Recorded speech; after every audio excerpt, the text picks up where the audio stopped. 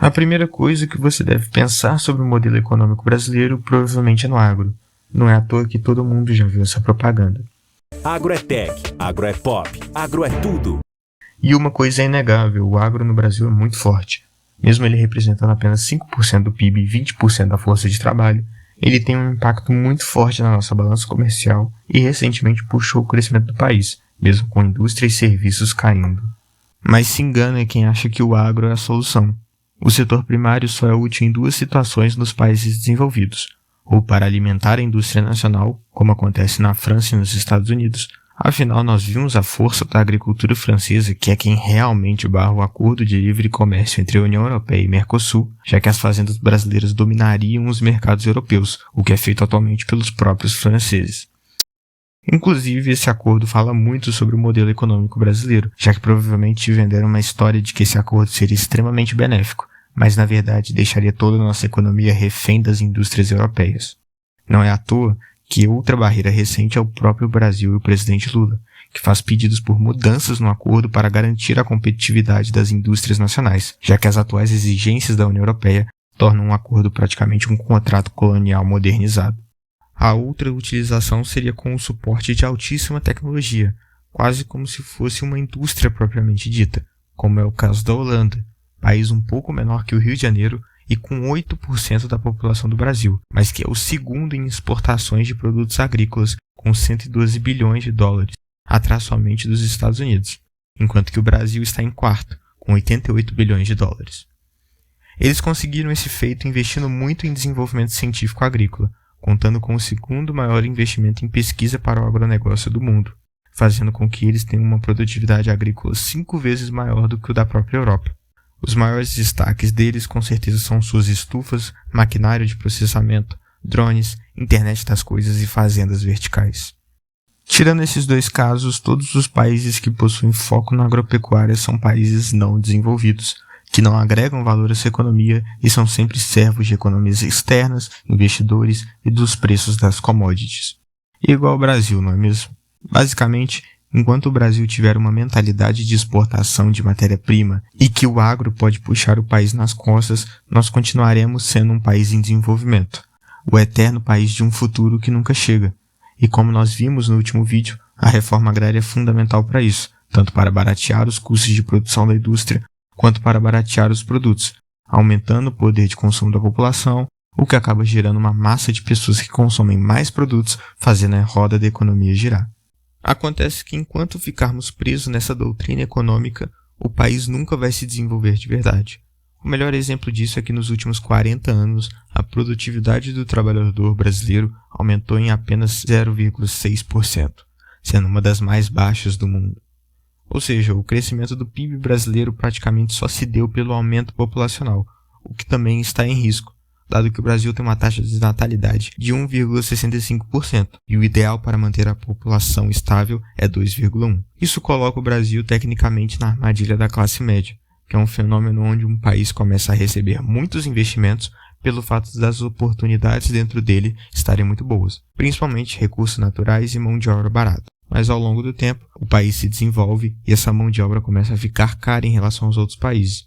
Tão cara que os investimentos começam a diminuir. E caso esse país não tenha desenvolvido uma base econômica forte o suficiente para agregar valor, ou seja, indústrias e desenvolvimento científico, ela fica estagnada, o que é exatamente o caso do Brasil.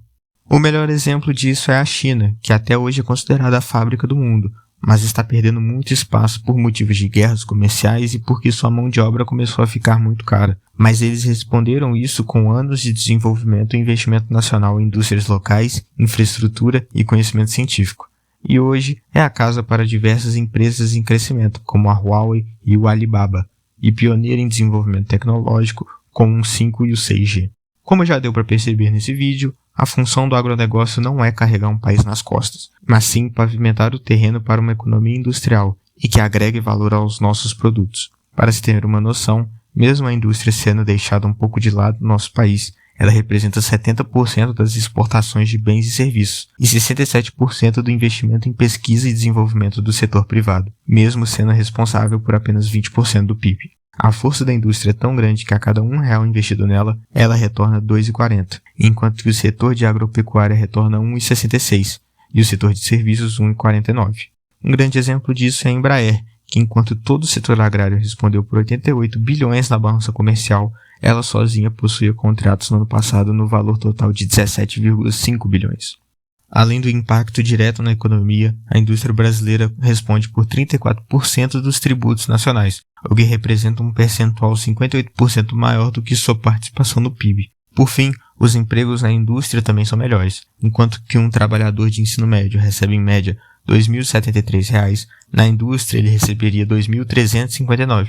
Caso o trabalhador tenha ensino superior, essa diferença é ainda maior, com médias de 5.676 fora da indústria e na indústria médias de 7.734. Ou seja, mais indústrias é melhor para a economia, para o governo e para o povo. Muitas pessoas podem argumentar que diversos países se desenvolveram com o setor primário da economia de extração de recursos. Porém, os únicos exemplos disso são países que possuem diversas especificidades. Primeiro que todos os exemplos são países que exploraram petróleo, como Canadá, Arábia Saudita e Emirados Árabes Unidos. E nenhum deles cresceu simplesmente investindo em fazenda. Segundo, mesmo assim, todos esses países já perceberam que depender desse setor não é um caminho final, já que todos estão investindo em outras áreas, principalmente o turismo, no caso dos países árabes, e na área da tecnologia, como no caso do Canadá. E, finalmente, a Noruega, que deu uma aula de como administrar lucros advindos de recursos naturais, que foi criar o maior fundo de investimento soberano do mundo. Só para você ter uma ideia do tamanho dele, ele está avaliado em 1,4 trilhão de dólares, enquanto que o PIB da própria Noruega é de aproximadamente 500 bilhões de dólares. Por enquanto, nós só falamos de dois setores, o setor primário de exploração de recursos naturais e o setor secundário de indústrias.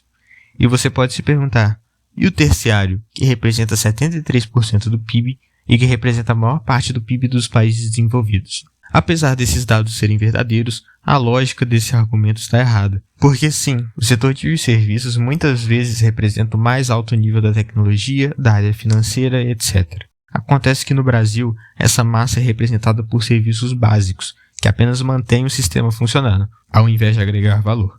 Então, ao invés de serem empregos como programadores, analistas, investidores, no nosso país a maior parte dos empregos dessa área são atendentes, entregadores e autônomos, como barbeiros, mecânicos, etc. Obviamente, todos são trabalhos a serem prestigiados, mas não tira o fato de que não agregam valor ao produto final. Além disso, os empregos do setor de serviços que agregam valor à economia são normalmente motivados por um complexo industrial pulsante, ao invés dos empregos voltados apenas à subsistência, como sempre foi na história do Brasil. O modelo econômico do Brasil, infelizmente, se mantém na mesma lógica de não agregar valor à nossa economia, mas sim da dos outros. Porém, essa mudança anda de mãos dadas com o sistema educacional de um país. Por isso, se você quer saber por que nem o investimento em educação de base, nem o investimento em faculdades é a resposta para o nosso país, inscreva-se no canal e ative o sininho para ver o próximo vídeo. Deixa o like e compartilhe esse vídeo. Mas se você quer entender por que a reforma agrária não é de esquerda, clica no vídeo que está aparecendo na tela.